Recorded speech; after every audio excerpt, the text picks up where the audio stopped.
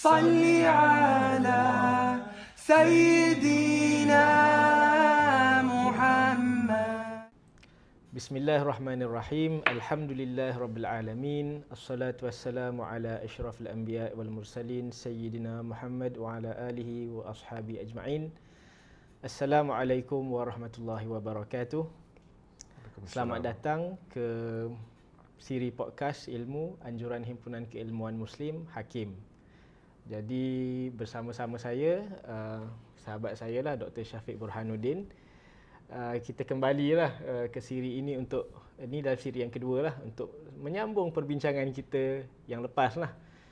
Jadi dalam salah satu podcast yang terdahulu kita ada membicarakan lah berbual-bual tentang makna pembangunan. Kita dah bicarakan tentang betapa pembangunan ini satu konsep yang sangat luas penggunaannya yang digunakan secara meluas. Tetapi secara exact, secara tepat apakah yang kita maksudkan dengan pembangunan itu seringkali tidak begitu jelas. Sekiranya kita berbicara dengan satu pihak, mungkin bagi dia pembangunan adalah sekian-sekian. Kita berbicara dengan pihak yang lain, mungkin baginya ada makna lain ataupun pemikiran lain tentang pembangunan. Kita juga dah bicara tentang pandangan alam mendasari apa yang kita faham sebagai pembangunan ataupun development, sedikit banyak tentang sejarah, tentang revolusi sains kan, dan juga beberapa peranan institusi, dan juga kita juga berbicara tentang pemikiran dan idea beberapa tokoh, terutamanya Allahyarham Profesor Diraja Ungku Aziz, secara spesifik terhadap tentang pembangunan di Malaysia lah secara khusus ya. Jadi kita nak sambunglah sikit kan kita punya perbualan yang lepas itu. Jadi bila kita cakap tentang pembangunan ini, dan kita bicara di peringkat idea, di peringkat konsep kan. Jadi mungkin ada sidang hadirin para penonton yang tertanya-tanyalah apa kaitannya konsep-konsep ini ataupun pemikiran-pemikiran ini dengan apa yang selalu disebut sebagai realiti di luar sana kan, disebut realiti. Bahawa realitinya semua kehidupan masyarakat tertekan kan, social mobility tidak begitu wujud kan, masalah ekonomi, pendapatan yang tidak meningkat kan, baru-baru ni interest rate kan dinaikkan kan dan sebagainya lah, dengan cerita pasal inflasi, bekalan barang asas kan. Sebab kita cakap tentang pembangunan.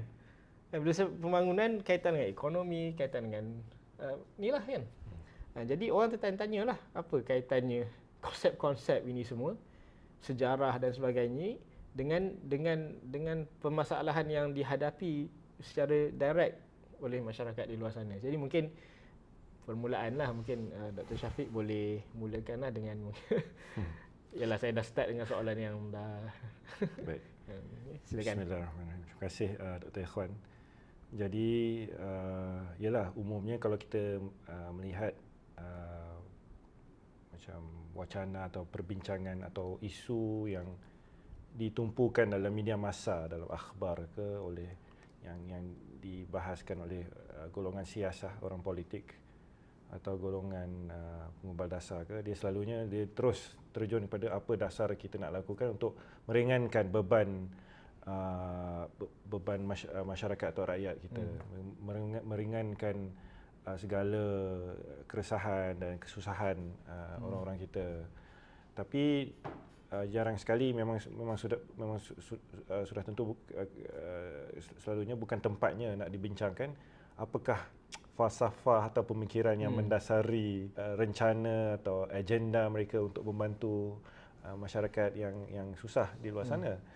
Tapi apa yang kita ingin bahaskan untuk demi kebaikan semua pihak, termasuklah yang benar-benar ditekan oleh dalam sudut sosioekonomi, yang mengalami tekanan dalam kehidupan ekonomi itu dalam pelbagai sudut. Kita ingin tekankan bahawa saya rasa wacana atau pemikiran atau malah kalau kita boleh gunakan istilah falsafah tentang pembangunan itu sudah wujud sejak sekian lama. Sama ada kita sedar atau tak sedar kan. Jadi saya kurang pasti sejauh mana di peringkat kerajaan perkara ini dibahas kan. Yang saya tahu kadang-kadang macam contoh dalam 10 tahun kebelakangan atau 5 tahun kebelakangan ini, contohnya banyak dia punya mungkin andaian atau pemikiran itu banyak dicorak atau diwarnai oleh apa yang disarankan oleh Pertubuhan Bangsa-Bangsa Bersatu contohnya. Okay. Ya, yang sekarang ini merujuk kepada Sustainable Development Goals lah. SDGs. Kalau bahasa Melayunya SDG lah. SDG? Semua orang tahu kot. Soalan tapi SDG tu dia agak kalau kita tengok dia punya objektif tu, dia banyak ada belas jugalah. Sangat menyeluruh. Termasuklah nak meningkatkan taraf kehidupan ekonomi, meningkatkan mutu pendidikan, very comprehensive. Kan? Jadi itulah yang macam soalan saya yang lepas itu kan. Ada masalah ke dengan saya kata kalau kita sebab benda tu dah diformulasikan oleh United Nations kan. So kita melibatkan cerdik pandai juga. Melibatkan pemikir daripada barat dan timur, dah melibatkan semua. Jadi kita tak perlu memformulasikan sekali lagi. Kita hanya boleh kita boleh adapt kan, kita boleh ambil kira dan implementasikan dalam negara Malaysia. Cuma satu mungkin yang kita boleh ketengahkan ialah satu, bila kita bercakap tentang permasalahan yang dihadapi oleh masyarakat, keluarga, masyarakat, individu di luar sana, kadang-kadang kita harus faham bila kita bicara tentang pembangunan ni, kita sedang bicara tentang aspek yang makro kan, aspek yang besar. Betul. Dan dia tak akan terus diterjemah dalam bentuk meningkatkan pengeluaran ayam misalnya kan. Dia tak semestinya akan directly diterjemah dalam bentuk itu. Tetapi apa sahaja yang ketakseimbangan yang berlaku tu adalah natijah daripada prinsip-prinsip ataupun polisi-polisi atau falsafah sebelumnya. Jadi bila kita nak bahas tu, mungkin itu dia punya level perbahasan itu kan? Tanpa menafikan bahawa di sana juga ada masalah yang nyata lah yang dihadapi oleh semua orang. Cumanya peringkat perbahasan itu, sebab semua ni dia saling berkait antara satu sama lain. Cuma bila kembali balik pada ni soalan pembangunan ni, mungkin kita boleh highlight satu perkara dalam webinar Alam Sekitar, Islam dan Alam Sekitar, yang anjuran Kementerian Alam Sekitar dan Air dengan RZS Kasih tahun lepas. Yang saya ingat lah, di mana dalam salah satu sesi tu ada dua ahli panel yang wakil daripada Jabatan Alam Sekitar dan juga wakil daripada aktivis alam kan, Sahabat Alam Malaysia. Jadi dalam perbahasan tu kita boleh nampak macam ada semacam konflik. Ada konflik yang agak asas, iaitu antara kepentingan ekonomi dan kepentingan ekologi. Sebab dua-duanya itu kita ada kepentingan terhadap kedua-dua itu. Kan? Jadi kerajaan dia mesti nak buat formula ataupun polisi yang akan menghasilkan kepurangan ekonomi, pada masa yang sama memenuhi kepentingan ekologi. Tapi kepentingan dua tu dia macam bercanggah antara satu sama lain. Jadi mungkin boleh. Jadi sebenarnya inilah yang dicuba kalau kita nak cuba lihat apa yang diusahakan oleh PBB, United Nations dengan SDG. Itulah dia nak supaya menyelesaikan so-called konflik antara kepentingan ekonomi dan ekologi ni. Tapi adakah ianya benar-benar berkesan dan semudah itu? Sebab sekarang ni cara banyak pihak macam nak menjayakan SDG ni ialah dengan memastikan dalam setiap projek atau program usaha mereka memenuhi comply dengan mesti ada 10% goal ni kan, green technology ataupun mesti ada carbon footprint sekian-sekian. So dia gitulah kan. Jadi dari segi pelaksanaan tu pun ada cabaran besar lah dari pemerhatian kita yang tak seberapa ni. Cuma saya rasa itu yang saya rasa perlu, kenapa kena benar-benar difikirkan soal pembangunan, soal pemikiran ni tak berapa diselesaikan dengan baik lagi lah. Saya rasa perlu cerdik pandai dan golongan pemikir untuk terus perhalusi persoalan ini supaya kita sepenuhnya macam dependent lah kepada PBB atau pihak luar untuk kita menentukan cara macam mana kita nak membangun. Betul lah. So jawapannya basically ialah kalau pada soalan saya tadi tu lah kan, kenapa kita tak terima saja apa yang sebab ada banyak sebab untuk kita meragukan lah bahawa penyelesaian yang mereka kemukakan itu adalah penyelesaian yang benar-benar akan menyelesaikan masalah tu kat akar umbinya lah. Sebabnya kita dapati di sana banyak assumption ataupun andai-andaian itu masih lagi sama dan yang sama. Seolah-olah kita boleh growth kan, pertumbuhan ekonomi itu boleh berlaku secara terus-menerus kan, tanpa had. Seolah-olah tidak ada satu had, tak ada limitasi terhadap penerokaan sumber alam ataupun kapasiti sumber alam, seolah-olah begitu. Dan seolah-olah menerusi sains dan teknologi ni kita akan sentiasa akan ada idea baru ataupun cara baru untuk menyelesaikan masalah tu. Sebab mungkin based on track record, mungkin mereka menganggap itulah yang telah berlaku dalam tempoh dalam 100-200 tahun kebelakangan ni. Tapi even kalau kita lihat pada track record itu pun, itulah kita boleh persoalkan juga. Sebab bila kita melihat sejarah, ini benda yang irony. Sebab kadang-kadang kita ada satu macam gambaran gambaran sejarah yang saya tak tahulah dia datang daripada mana kan, yang agak tak berapa realistik kan. Sebab bila kita lihat tu dalam sejarah, sebenarnya kita dia macam satu macam satu katastrofi, satu krisis kepada satu krisis. Dan setakat ni apa yang kita berjaya lakukan ni adalah kita berjaya untuk menangguhkan krisis yang paling besar sekali itu, krisis ekologi yang tak dapat kita nak patah balik itu ke masa hadapan.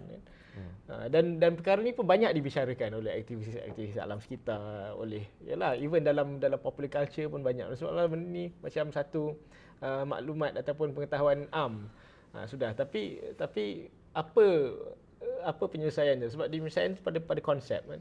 Dan mungkin bagi kita merasakan bahawa ada sesuatu yang tak kena dengan faham pembangunan yang kita pegang selama ini, yang kita implementasikan dalam polisi negara dan seterusnya. Kalau kita tengok di medan antarabangsa pun, negara-negara besar macam China, mereka, saya perhatilah, mereka nak cuba mengungkapkan, nak membina model pembangunan yang alternatif yang tak semestinya ikut acuan PBB atau Sustainable Development Goals tu.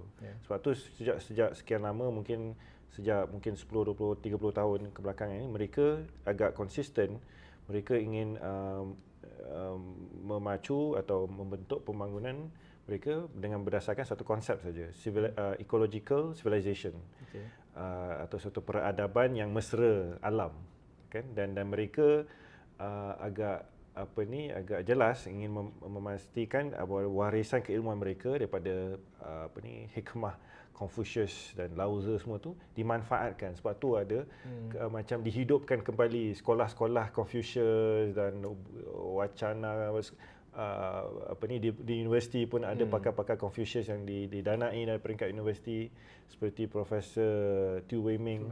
Jadi tak semestinya dia macam tak adalah seolah-olahnya seluruh dunia dah ikut hala tuju tu. Maksudnya ada tamadun lain, di Asia ni, contoh negara yang masih mewakili tamadun Asia ni cuba mencari model atau berdasarkan faham pembangunan yang lain yang barangkali pada tafsiran mereka lebih menyeluruh. Jadi cuma itulah yang bagi dalam persoalannya political will ataupun sejauh mana mereka benar dengan apa yang itu satulah kan dalam naratif itu lain ceritalah. Tapi pada itu menunjukkan ada maksud pada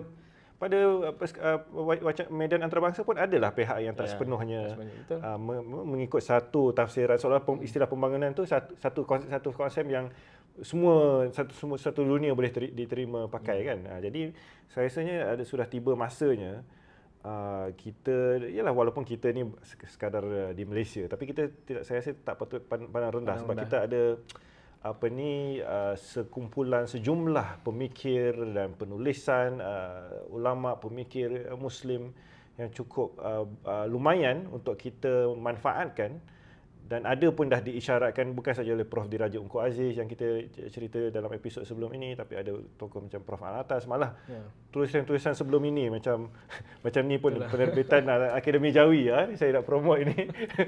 Okey ya, tuan punya Tuan rumah. tuan rumah. Ini panduan bangsa ni cukup berharga dari segi kita nak membina, mengungkapkan semula faham pembangunan yang lebih menyeluruh, yang bukan saja bersifat dari segi pembangunan dalaman lah, macam mungkin episod sebelum ni kita banyak tekankan tu soal bahawa perlu dilihat juga hakikat batin pembangunan merujuk kepada pemikiran bangsa kita, budi pekerti dan budaya ketamadunan.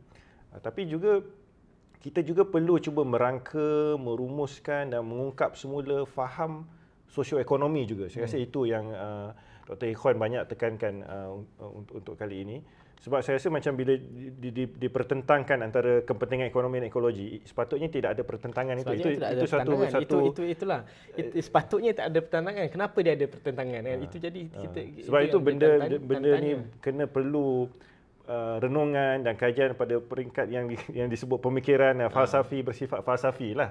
Tapi bersifat falsafi ni bukan sekadar nak berseronok nak apa, tapi kita nak cuba menyeleraikan kekeliruan supaya kita tak berada dalam satu keadaan yang mana seolah benda tu tak ada penyelesaian. Contohnya macam soal kepentingan ekonomi dan ekologi. Sebab ini sebenarnya pada hakikatnya adalah satu pertentangan yang muncul daripada tamadun barat sebenarnya, sejarah ketamadunan barat. Tapi kalau tamadun timur termasuk adalah tamadun Islam, sebenarnya tidak ada soal macam tidak berlaku lah pertentangan tu pada skala yang begini kan. Mungkin akan ada lah sikit-sikit, tapi tak berlaku pada skala yang macam global.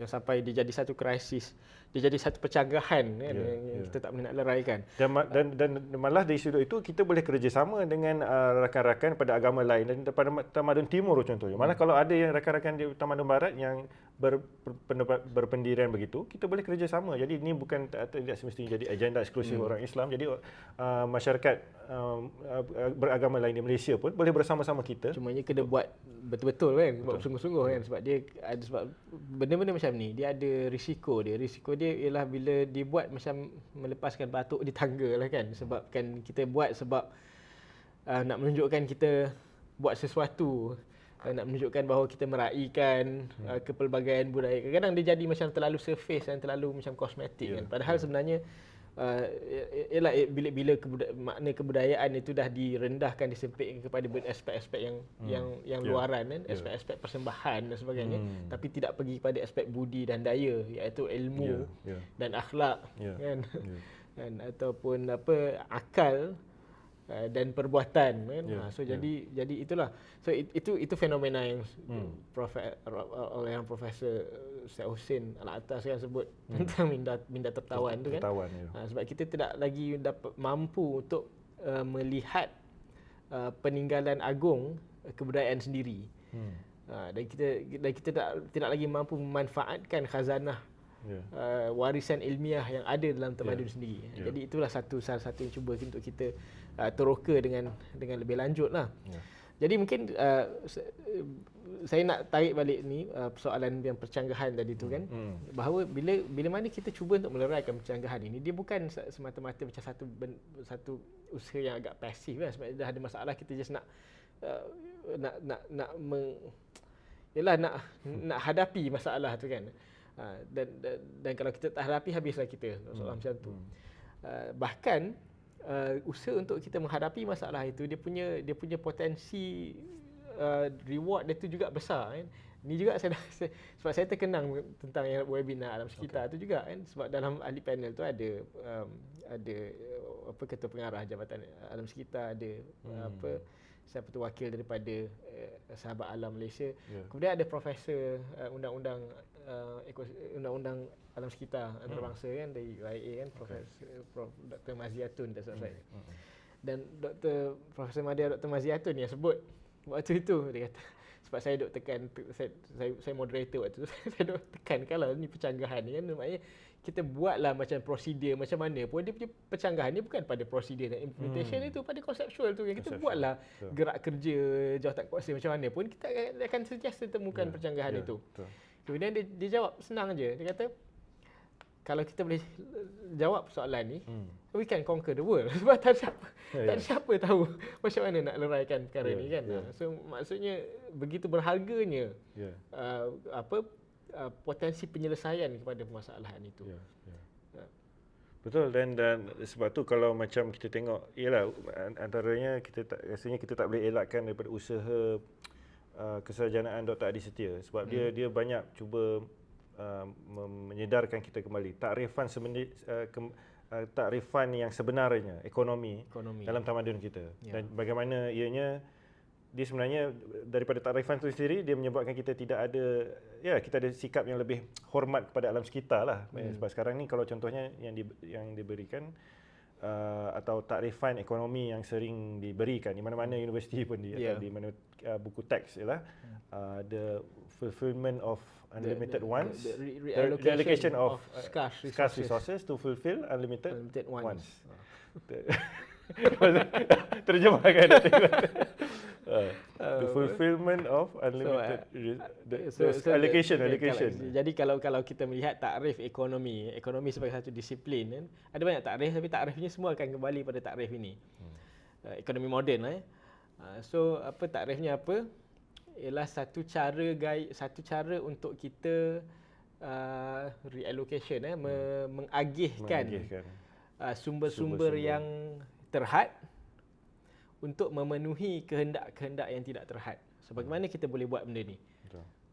Dan sebenarnya kalau kita lihat apa yang berlaku dalam mungkin 100 tahun kebelakangan ini, memang itulah. Dan kita ada sumber yang terhad, tapi dengan cara kita buat institusi begini, kita ada cara untuk agihkan juga sumber-sumber ini, dan kemudian kita dapat prosperity dan kita dapat growth ataupun pertumbuhan. So ekonomi kita bertambah. So kita macam dapat hidup dengan selesa lah. Kemudian ada lagi tak idea baru? So rupanya ada lagi kan. Kita boleh naikkan interest rate, turunkan interest rate. So itulah that kind of manipulation. So so that you can fulfill unlimited wants and push growth. Tapi saya rasa juga macam takrifan yang konvensional ekonomi ni juga macam dia secara tak sedar dia macam mempengaruhi ramai orang yang terpelajar khususnya kan. Dia macam jadi sikap kita dalam nak hidup pun malah, sebab kita tengok banyak resource ni dia tak macam terbatas, scarce. Jadi oleh itu, dan aku ada banyak keperluan yang perlu dipenuhi. Jadi aku kena, dia jadi sikap yang kompetitif, dia macam kompetitif yang agak apa ni, yang yalah yang semua yang toksik kan. Kata toksik kan, tapi dia tak cakap je kan. Sebab kita dengar benda ni sama. Dia jadi satu pandangan alam, dia jadi satu world view. You have to grab the opportunity. Ini peluang kena rebut, that kind of thing. Yang tidak sihat lah. Yang tidak sihat lah. Dia boleh sihat, dia boleh tidak sihat. Tapi kami, ialah kita nak kata sekarang ini secara umumnya dia tidak sihat. Mungkin kalau orang tu dia punya kefahaman agama, jadi dia mungkin terkawal lah sama secara tak sedar. Mungkin dia walaupun dia ada satu kesedaran kan agama, mungkin dia tak berapa membenarkan apa tu sentimen itu dipengaruhi dia. Tapi dia tu, saya rasa saya nak tekankan, dia macam pengaruhi ramai orang dalam dunia ni. Jadi dia membuatkan, bukan dia kan mempengaruhi ramai orang tu satu, dia mempengaruhi pemikir-pemikir yang mengajar di universiti, yang merangka dasar-dasar pembangunan, yang merangka polisi, dan benda tu yang implementasi kan, dan dia ada dia punya kesan dia, natijah dia. Tapi sebelum tu dalam tafsiran tu sendiri dia ada dua andaian yang dalam sudut pandangan alam Islam sesuatu yang kita tak bersetuju lah, yang tidak sebenarnya selari dengan apa yang dianjurkan dalam Quran, dalam penulisan alim ulama, dalam Islam secara keseluruhannya. Dua andaian tu yang Dr. Adi dia sedarkan kita pada hakikat itu ialah, satu ada bila cakap scarce resources tu, satu andaian tentang alam semesta ni. Seolah-olah Allah dah mencipta alam tu tak cukup.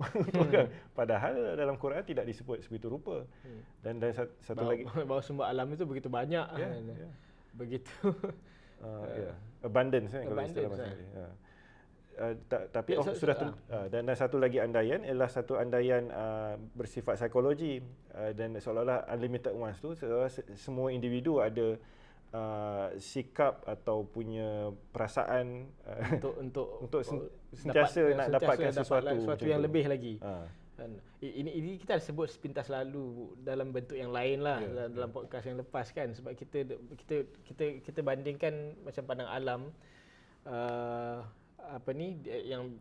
yang ada development ini dengan padang alam yang sebelum tu, pre scientific revolution dan post scientific revolution kan, bahawa selepas revolusi sains tu ada semacam satu gambaran yang diterima umum bahawa kita akan sentiasa maju. Kita akan sentiasa bertambah kan, ke arah yang lebih baik, lebih sempurna, lebih kan, dia begitu kan.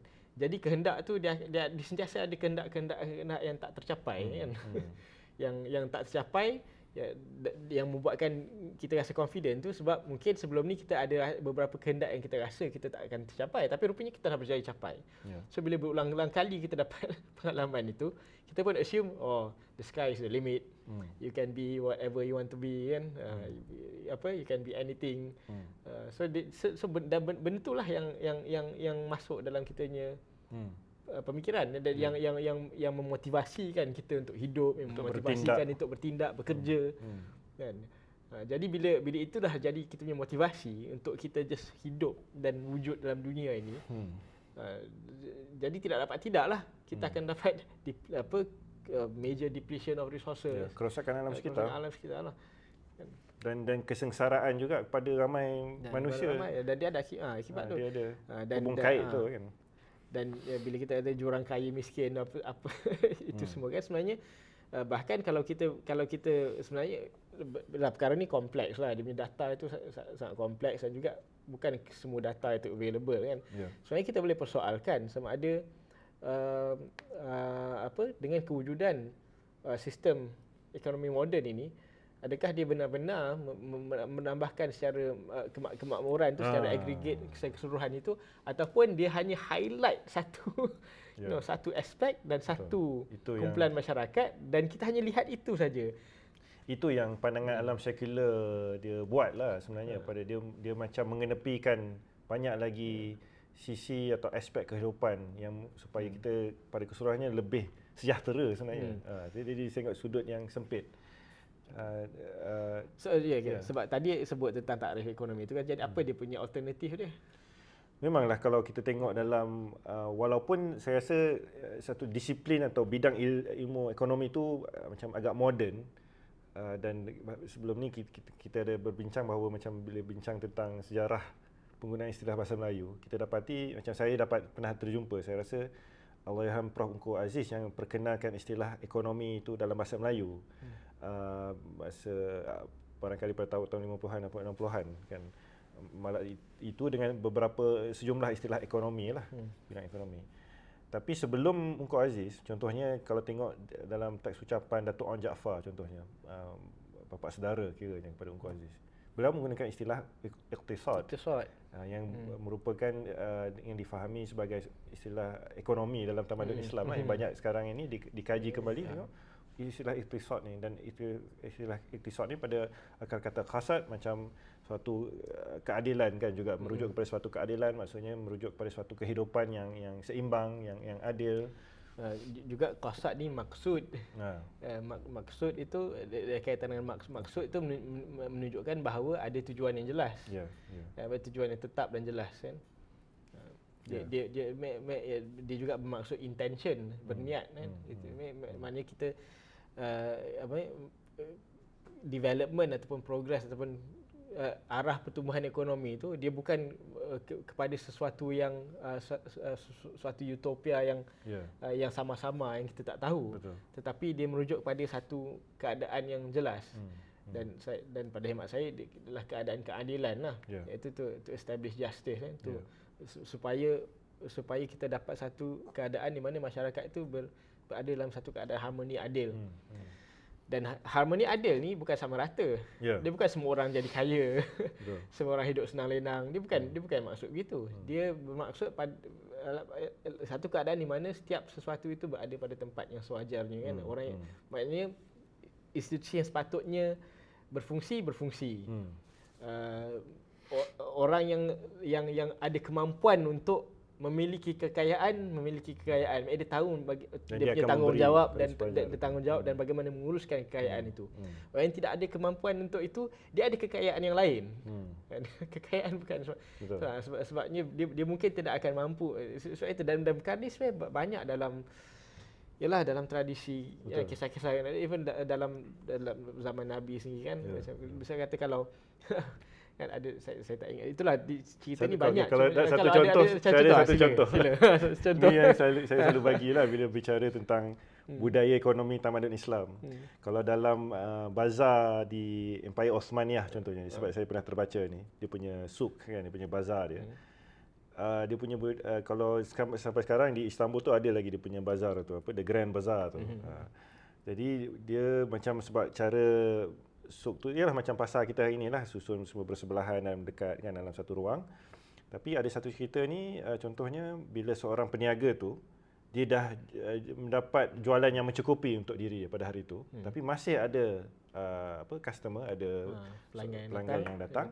Dia kata, okey, tak apa, alhamdulillah saya dah cukup, mungkin boleh pergi ke peniaga rakan saya yang sebelah sana yang juga ada jual produk yang tuan inginkan atau puan inginkan, dan kan, jadi dia punya adab tu, dia punya culture dia tu, dia akan sampai sanggup menolak customer supaya dan perkara ni tak boleh diperaturankan. Diperaturankan. Dia perlu datang daripada pandangan alam dalam individu itu sendiri. Sebab dia takkan kalau diperaturankan dia jadi macam sosialisme kan. Dia jadi macam komunisme kan. Dia akan ada berlaku kezaliman yang lain pula lah kan. Jadi tu mungkin saya tengok ada satu lagi contoh.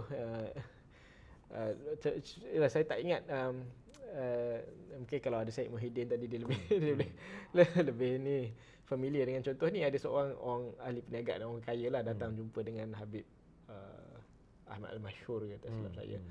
Kemudian dia kata ada banyak sangat orang iri hati dengan dia kan, nakkan keburukan pada dia kan. So dia kata dia minta doakan supaya tak ada lagi orang nakkan keburukan pada dia lah.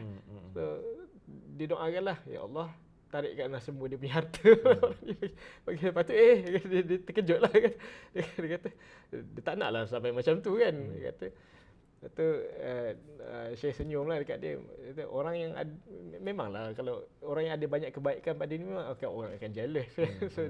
So pandang alam yang begitu kan. Maknanya harta ni semua dia bukan harta ataupun kedudukan ataupun apa sajalah yang menjadi, tak tahulah, dia jadi macam jadi object of happiness, object of attainment of happiness yang ada dalam ekonomi pada hari ini tu. Dia sebenarnya dia bukan, memang daripada dulu lagi semua pemikir, semua orang-orang yang terkemuka, yang betul-betul hidup dalam dunia ni, mereka tahu bahawa itu semua bukan benda-benda yang sebenarnya diinginkan oleh jiwa manusia. Kita memang perlukan sedikit daripada itu, tapi dia bukan jadi kemuncak keinginan diri kita pun. So jadi bila kita capai pun, dia tidak akan begitu membahagiakan kita. Jadi dalam keadaan sistem ekonomi yang dirangka ataupun falsafah pembangunan yang dirangka di mana itulah jadi kemuncak pencapaian kebahagiaan manusia tu, itu jadi permasalahan itu kan. Dan saya rasa tak mudah. Jadi sebenarnya pembangunan yang sepatutnya kita anjurkan, dan saya rasa satu lagi, pembangunan ni tak semestinya satu agenda atau satu isu yang hanya difikirkan oleh sekelompok elit saja politik. Jadi sebab tu kita rasa macam saya merasakan kita perlu ada wujud satu cerita pembangunan yang baru di mana semua orang macam terlibat, sama-sama memikirkan bagaimana kita boleh sama-sama terlibat dalam suatu agenda pembangunan supaya kita boleh mengubah keadaan kita, transisi kepada suatu faham dan sistem sosioekonomi yang lebih adil kan. Jadi saya rasa benda tu kita perlu ada macam suatu transisi untuk kita macam nak beralih kepada situ. Ya, saya rasa itu pembangunan itu macam tu melibatkan itu cabarannya. Sebab tadi Syafiq sebut tentang pemikiran Dr. Adi Setia kan, dan kita agak rapatlah dengan Dr. Adi, dan kita faham dia punya betapa geramnya beliau terhadap semua all this corruption lah, corruption, fasad yang berlaku ini. Dan beliau sangat berterus terang lah dengan hal itu, dan kita sangat menghargai lah terus terang itu, walaupun kadang agak susah untuk kita, tak senang lah untuk kita untuk kita untuk kita just ambil keterus-terangan. Sebab cabaran tu dia berlapis kan. Kadang-kadang kita terlalu bila kita nyatakan banyak perkara pun tak mudah diterima oleh masyarakat. Jadi sebab tu akhirnya usaha ni dia tak boleh macam bersifat revolusi, macam kita jatuhkan sistem sudah ada, anarkis kan. Mungkin ada setengah pihak anjurkan macam begitu. Jadi tapi kita, saya rasa yang paling bijaksana, yang paling berhikmah adalah melalui pendidikan, melalui ilmu, dan ianya memang mengambil masa lah, dan dengan sedikit ilmu yang kita ada tu, kita cuba bertindak dengan lebih baik, dengan lebih cermat, dengan lebih bijaksana. Kita mantapkan usaha-usaha yang sedia ada dari segi, sama ada dari segi pendidikan, sistem pendidikan kita dalam skala yang mungkin kecil, dalam segi perniagaan kan, daripada projek ke kan, seperti yang diusahakan oleh rakan kita Saudara Syukri. Jadi kita buat pada apa yang kita mampu lah kan. Jadi hakikatnya rasa begitu, kalau tidak mungkin akan sebab bila kita sebut, sebab akhirnya bila kita sebut tentang development kan, dia berkaitan dengan sistem kan. Dan bila kita cuba, bila kita nampak ada masalah yang agak teras dalam satu sistem tu, kita mula kritik lah, kita kritik kan. Bila kita kritik, kita membayangkan ada kita kritik ni ialah kita menjelaskan dekat mana punca permasalahan itu. Itu satu peringkat. Kemudian kita kena buat keputusan sama ada punca permasalahan itulah sesuatu yang boleh dibetulkan dalam sistem itu, dan sistem itu boleh diperbaik dengan cara begitu, ataupun tidak. Kalau boleh, dan dia punya langkah seterusnya ialah memperbaiki punca kerosakan itulah. Tapi kalau kita merasakan bahawa itu adalah satu yang mustahil, maka kita kena keluarlah daripada sistem tu. Dan bila kita keluar daripada sistem tu, kita kena membangunkan sistem yang lain. Kena membangunkan sistem baru. Kemudian kalau bila kita membangunkan satu yang baru ni kan, kita akan hadapi banyak sebab bukan mudah nak bangun yang sistem yang sedia ada tu pun, dia bukan terbangun semalam. Dia generasi demi generasi kan. Berapa ramai pemikir, berapa ramai ahli ekonomi, berapa ramai usahawan, berapa ramai negara yang turut terlibat dalam pembangunan sistem dan menyelenggara dan melaksanakan sistem tu. Jadi bila kita bangunkan sesuatu yang baru ni, kita kena pastikan pula apa garanti yang kita ada. Kalau kita betul-betul bangunkan ni, akhirnya dia tak menghasilkan sistem yang lebih kurang sama dengan itu juga. Sebab kan nampak kan, bila kita mula operasikan perkara ni, dia ada banyak faktor-faktor yang lain. Sebab tu saya rasa bila kita cakap pasal benda ni, nak mengubah sistem ekonomi contohnya, kita memanglah kita harus melihatnya dari sudut satu usaha jangka masa panjang seperti yang diusahakan oleh alim ulama kita, yang dipanggil Prof Nakib Al-Atas sebagai usaha Islamisasi itu. Maksudnya bukan nak macam satu agenda suatu kerajaan. Sepatutnya sebaiknya tidaklah kan. Mungkin kerajaan jangan kalau tidak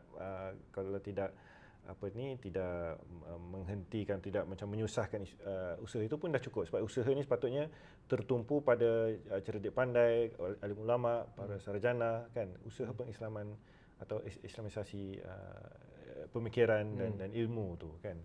Sebab kalau kita dari situ, memang dalam sejarah kita pun mengambil masa berkurun-kurun kan, daripada satu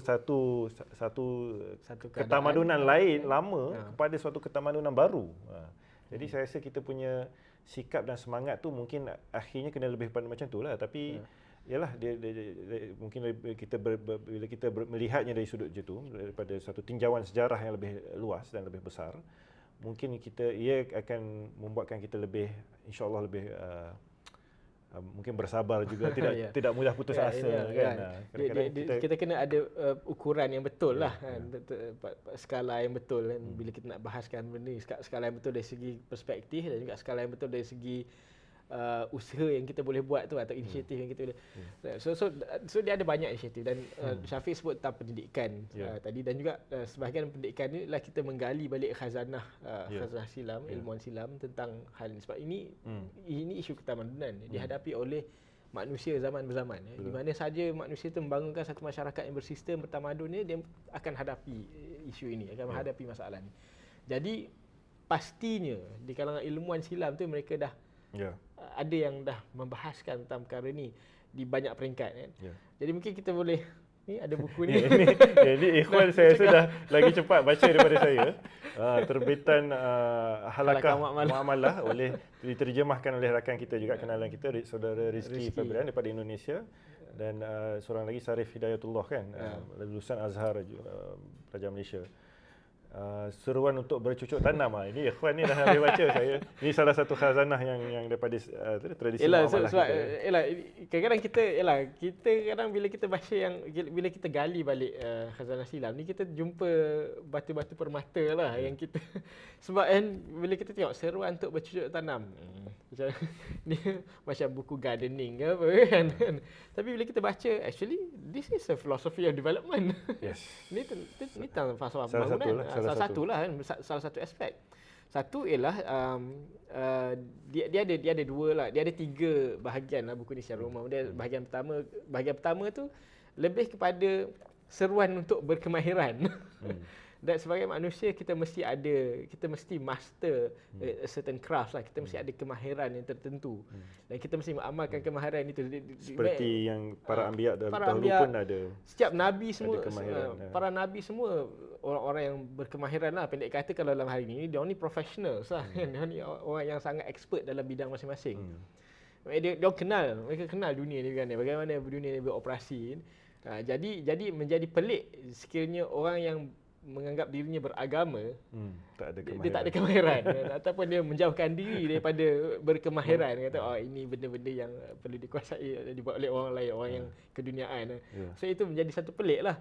Sedangkan para nabi tidak begitu, Nabi SAW sendiri tidak begitu, para sahabat tidak begitu, para aulia semua tidak begitu kan. Wali-wali yang tokoh-tokoh sufi yang kita sebut tentang tasawuf sufi, kita bayangkan orang macam mana. Padahal dia orang ni ada bisnes besar, ahli pertukangan juga dan sebagainya. Jadi seruan untuk berkemahiran. Dan ada banyak contoh pada zaman Nabi. Abu Hurairah sendiri, bagaimana menguruskan tanah, bagaimana untuk menguruskan harta pewarisan. Menguruskan itu bukan mengurus hukum hakam saja, tapi memikirkan kalau buat begini jadi bagaimana kan. So semua itu dekat bahagian yang pertama. Bahagian yang kedua tu baru dia specialize kepada yang bercucuk tanam ni, bahawa itu adalah sebahagian daripada realiti kehidupan kita dalam dunia ni. Kita sebagai sebahagian daripada keberadaan kita dalam dunia ni, kita hidup di atas tanah, dan tanah itu yang menghasilkan kita punya ni, ada hayawan. So bagaimana kita menguruskan ini semualah.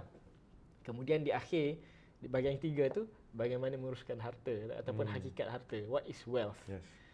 So dan itu sangat menarik lah. Dia bagi kita satu perspektif betul lah. Harta ni apa benda kan? Harta ni apa benda, dan bagaimana kita berinteraksi dengan harta ni. Bagaimana harta ni dia macam extension of kita punya keadaan kemanusiaan kita lah. Kan? So cara kita menguruskan harta itu adalah sebahagian daripada kemanusiaan kita. Sebab haiwan dia tak menguruskan harta. Betul. Dan saya rasa amalan punya kemahiran ni diamalkan dalam tamadun Islam macam cukup berluasa kan. Kita boleh tengok bukan saja mereka ada satu tradisi bercucuk tanam yang agak meluas, ada juga macam tradisi artisan, tak tahu apa istilah yang terbaik dalam bahasa Melayu kan. Dia pertukangan lah dia boleh buat. Sekarang ni mungkin artisan kita tengok orang buat kopi saja, tapi dari segi membuat seni craft, membuat kapal semua kan. Dan saya rasa dan yang bila sebut berkaitannya dengan tasawuf tadi, dengan penyempurnaan diri, mereka setiap daripada kaum muslimin yang sedar tentang apa yang mereka lakukan tu, mereka macam melihat setiap pertungan kerja tu atau kerja amalan tu, dia melihat sebagai suatu usaha untuk macam nak memperbaiki diri, sebagai untuk mengawal nafsu dia supaya lebih bersabar, membina sifat-sifat terpuji itu. Jadi saya rasa itu perkara yang mendasar atau perkara asas dalam membina ketamadunan, serta sepatutnya berada juga dalam kita punya tafsiran dan faham pembangunan dalam konteks ini. Takbirun nafs pada asasnya. Akhlak, membina akhlak. Dan ini sebahagian falsafah pendidikan. Betul tak? Ya, sebahagian daripada sepatutnya ini juga kita, daripada buku ini juga kita boleh terbitkan teori-teori pendidikan juga kan. Sebenarnya dalam pendidikan awal, dalam pendidikan menengah saya kata, apa yang menjadi matlamat pendidikan peringkat itu kan. Sebenarnya itu ini dia jadi betul. Tapi itulah mungkin, tapi kalau kita nak mungkin terlalu, yalah, melainkan ada sekolah swasta atau universiti swasta, mungkin cabarannya macam mana kita nak muatkan semua ni, nak transisi kepada satu kandungan yang lain. Memanglah satu usaha ialah seperti pernah diusahakan Prof. Nakib atau membina satu universiti baru daripada model ini. Kan, tapi tak tahulah kalau Ikhwan daripada pada hemat Ikhwan macam mana kita Dia beralih supaya semua khazanah ini boleh dia manfaatkan. Dia kena, itulah first, pertama ialah insan itu sendiri lah, manusia itu sendiri. Pertama kita kena ada kesedaran inilah. Dan bila kita ada kesedaran ni, kita kena menuntut ilmu. Dan kita menuntut ilmu ni ialah memerlukan hikmah juga kan, untuk kita tahu kadar yang sesuai untuk diri kita, dan juga ilmu apa yang kena untuk diri kita lah kan. Dan sebab kita kena kenal kapasiti diri kita juga, kita kena kenal apa peluang dan yang terbuka untuk kita lah. Jadi dia tak boleh tamak juga. Dia itulah sebab tu hikmah namanya. Dan sebab dia bukan bermakna kita tak boleh bercita-cita tinggi ya. Kita dalam menuntut ilmu ni bukan senang kan. Jadi kalau kita tak ada drive tu, susahlah juga kan. Kita kenalah ada cita-cita tinggi itu juga, tapi dia kena ada certain kind of hikmah juga kan. Sebab kadang-kadang murid ni, pelajar ni, dia ada lah satu yang malas tu satulah. Yang tamak ni satu juga. Yang tamak ni dia makan diri juga. Dia cuba capai terlalu banyak perkara yang akhirnya dia tak capai apa-apa lah. So itu satu perkara lah. Dan kemudian itulah saya masih lagi percaya yang penyelesaian yang diusulkan oleh Prof. Al-Atas itu masih lagi terpakai lah. Bahawa akhirnya kalau kita nak menyelesaikan masalah ini secara institusi, pada peringkat institusi, institusi yang pertama yang perlu ada ialah institusi universiti itu. Universiti yang seperti mana yang diformulasikan oleh Prof. Al-Atas itu. So universiti lain yang sedia ada ni macam mana? Dia itu ni soalan ni soalan provokasi. Takkan satu universiti je nak buat pembangunan nak okey, tutuplah semua universiti. Tak ada dia beginilah, yang dah ada tu dah ada lah. Kita bukan macam tadi lah, it's not a revolution. Dia bukan suatu benda yang kita ada satu penyelesaian yang ideal.